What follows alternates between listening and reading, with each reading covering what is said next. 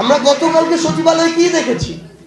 সচিবালয়ের এত বড় একটা বিল্ডিং এ এক রুমে আগুন জ্বলছে, আরেক রুমে আগুন জ্বলছে, মধ্যবর্তী পার্থক্য 100 মিটার। এটা কিভাবে সম্ভব? আগুন নির্দিষ্ট একটা জায়গা থেকে উৎপত্তি হয়ে ধীরে ধীরে ছড়িয়ে পড়বে, এটাই তো হওয়ার কথা ছিল।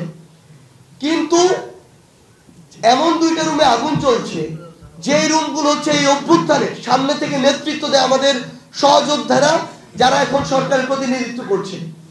আমাদের উপদেষ্টা আসিফ মাহমুদ এবং নাহিদ ইসলামের রুম কিভাবে জ্বলে পুড়ে শেষ হয়ে গিয়েছে আপনারা দেখেছেন।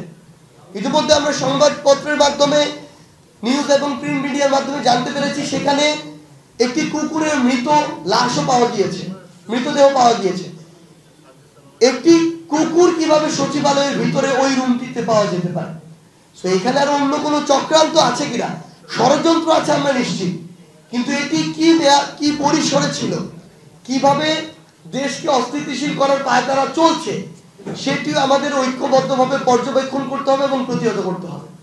এখন আমরা যদি নিজেদের ভিতরে একটা যৌক্তিক সময় নিয়েও বিভাজন শুরু করি, তাহলে এইভাবে সুযোগ নেবে। কিন্তু আমাদের জায়গা থেকে আমরা স্পষ্ট করে বলি, সচিবালয়ে যে আমলারা ছিল, এদের একটা বড় অংশ খুনি হাসিনাকে ওই চেয়ারে বসিয়ে রেখেছিল। এদের একটা বড় অংশ সকল অন্যায় অপকর্মকে বিগত 16 বছর ধরে বৈধতা দিয়েছে। এদের একটা বড় অংশ বাংলাদেশের সরকারি অফিসগুলোতে খুনি হাসিনার পারিবারিক যে তন্ত্র, সেটি চালিয়েছে। আমরা আমাদের জায়গা থেকে মনে করি এই সরকারি অফিসগুলো তো দলীয় অফিস ছিল না, কিন্তু আপনি দেখবেন প্রত্যেকটা সরকারি অফিস দলীয় অফিস হয়ে গিয়েছিল। কিভাবে? রেফারেন্সের ভিত্তিতে, স্বজনপ্রীতির ভিত্তিতে, ক্ষমতার অপব্যবহারের ভিত্তিতে, ওই গোপালগঞ্জ ইজমের ভিত্তিতে, গণভবন ইজমের ভিত্তিতে। আমরা আমাদের জায়গা থেকে যে জিনিসটা মনে করি যে আমলাতন্ত্রে এতদিন ধরে আসলে বিপ্লবীরা এবং সরকারে যারা আছে তারা তাদের জায়গা থেকে অনেকটাই সুশীলতা দেখিয়েছে। এগুলো বিপ্লবের পরবর্তী সময়ে দেখা যে কোনোদিন প্রাসঙ্গিক হতে পারে না, এগুলো দেখানো, সেটির প্রমাণ হচ্ছে গতকালকের এই আগুন।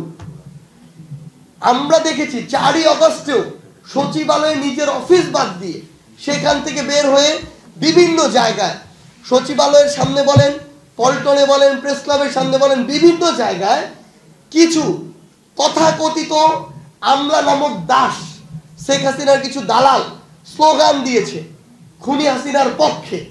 তারা এখনো সচিবালয় অফিস করে। তো তারা যখন 4 আগস্টে এই কাজ করে সচিবালয় অফিস করে, আপনার সচিবালয় নিরাপদ কিভাবে থাকবে? আমরা আমাদের জায়গা থেকে মনে করি এই অন্তর্বর্তীকালীন সরকারের এখন এই অভ্যুত্থান এবং বিপ্লবের স্পিরিটকে ধারণ করে ওইভাবেই পদক্ষেপ নেওয়া উচিত। এখানে হয় সাদা না হয় কালো, মধ্যবর্তী কোনো জায়গা নেই। যারা বিগত 16 বছর ধরে এভাবে এত প্রত্যক্ষ এবং পরোক্ষভাবে মানুষের উপর জুলুম করলো, নির্যাতন করলো, নিপীড়ন করলো, তাদেরকে যদি আপনি একটি চেয়ারে বসিয়ে রাখেন, ওই চেয়ারের যে রেসপন্সিবিলিটি, ওই রেসপন্সিবিলিটির সাথে দেশের হাজার হাজার লক্ষ লক্ষ মানুষের সেবা সম্পৃক্ত, সেটা তো কোনোদিন সুষ্ঠুভাবে পাওয়া সম্ভব নয়। এবং ওই চেয়ারগুলোকে ব্যবহার করে দেশের সচিবালয়ের ভিতরে থেকে শুরু করে পুরো দেশে বিভিন্ন বিশৃঙ্খলা এখনো হচ্ছে, অপকর্ম হচ্ছে, এখনো বিভিন্ন জায়গায় দলীয় এজেন্ডা বাস্তবায়ন হচ্ছে। কার দলীয় এজেন্ডা এটা ফ্যাক্ট না, কিন্তু এটা হবে কেন এটা ফ্যাক্ট। এত বড় অভ্যুত্থানের পরে তো এজেন্ডা বাস্তবায়ন হওয়ার কথা ছিল জনগণের, রাষ্ট্রের। সেখানে এখনো কেন নির্দিষ্ট কোনো গোষ্ঠী বা দলের এজেন্ডা সার্ভ হবে? আমরা এই জিনিসটিকে স্পেসিফিক করে আমরা আমাদের মধ্যে বিভাজন ক্রিয়েট করছি। স্পেসিফিক করার প্রয়োজন নেই, যে কোনো দল হতে পারে, কিন্তু এটা যদি হয় এটা সামগ্রিকভাবে দেশের মানুষের এবং রাষ্ট্রের জন্য ক্ষতিকর।